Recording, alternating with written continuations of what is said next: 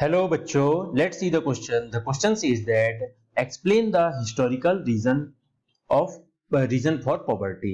इधर पे क्वेश्चन हमसे फर्स्ट यह पूछ रहा है कि हिस्टोरिकल रीजन हमें बताना है पॉवर्टी का, कि इंडिया पे आखिर पॉवर्टी गरीबी इतनी क्यों बढ़ती चली जा रही है। पुराने हिस्ट्री मतलब ओल्ड समय से हमें इसे देखना है। अब और में इधर पे एक और हमें क्वेश्चन दिया हुआ है, उसपे बता रहा है, पूछ रहा है how was the colonial government responsible for poverty in India explain.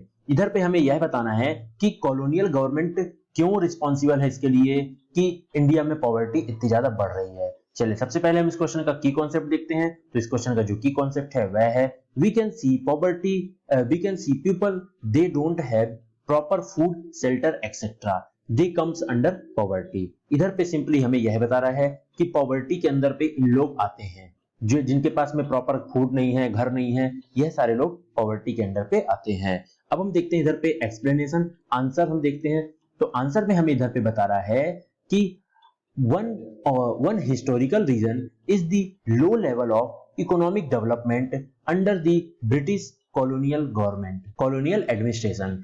इधर पे सिंपली हमें यह बता रहा है कि जो हिस्टोरिकल समय से देखा जाए तो जो इकोनॉमिक था हमारे इंडिया का, यह ब्रिटिशर्स के समय से बहुत ज्यादा ही लो लेवल पे चल रहा है। ब्रिटिशर्स जो रहे हिस्ट्री पुरानी समय में 1947 के समय पुराने, उससे पहले देखा जाए तो ब्रिटिशर्स हमारे देश पे राज कर रहे थे। तो वह यह चाहते थे कि इधर के लोग गरीब रह जाएं और हम इधर की सारी वेल्थ, ड्रेन ऑफ वेल्थ मतलब इधर से सारी चीज, इधर के सारे सोने पैसे जो भी चीज है इधर की इन सोर्स ऑफ इनकम, यह सारी चीज हम अपने इधर पे ले जाएं, मतलब अपने इंग्लैंड ले जाएं, यूएस ले जाएं। इस तरीके से उनका माइंडसेट रहा है। इसलिए हिस्टोरिकल प्रोस्पेक्टिव से देखा जाए तो इकोनॉमिक लेवल जो था इंडिया का बहुत ही लो था। लो लेवल ऑफ इकोनॉमिक डेवलपमेंट के कारण में इंडिया के लोग बहुत ज्यादा ही पॉवर्टी की तरफ पहले भी थे और आज भी हैं। क्यों? क्योंकि जो शुरू गरीब था वह गरीब ही है, क्योंकि उन्हें मतलब उतने अच्छे से चीज मिला नहीं। उनकी जो भी जमीन अमीन थी वह सारी ब्रिटिशर्स ने छीन ली थी, अपने तरफ खींच ली थी। इस तरीके से देख सकते हैं हम इधर पे कि इधर पे हमें देखने को मिलता है कि हिस्टोरिकल समय से बहुत ज्यादा ही पॉवर्टी है इंडिया पे। अब इधर पे हम देखते हैं सेकेंड पॉइंट हमसे क्या बता रहा है। सेकेंड पॉइंट बता रहा है unequal distribution of land.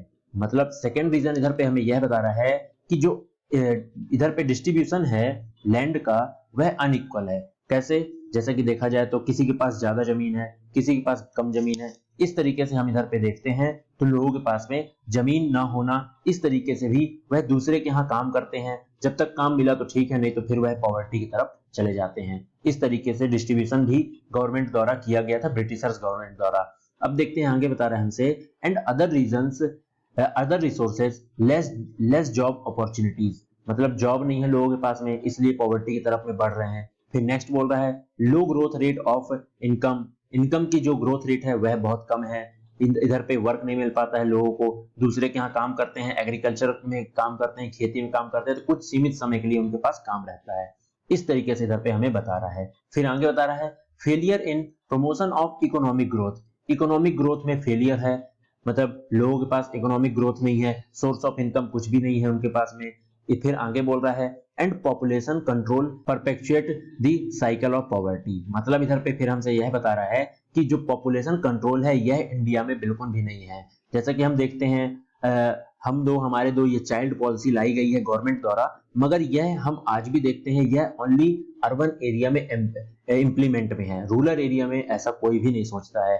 Rural area में लोगों के पास समझ नहीं है, लोगों को दिमाग नहीं है, तो इस चीज को वह इंप्लीमेंट नहीं करते हैं। तो यह भी एक पॉवर्टी का बहुत बड़ा रीजन है। तो इधर पे हमने इस क्वेश्चन का करेक्ट आंसर देखा। I hope you understand it well. Best of luck.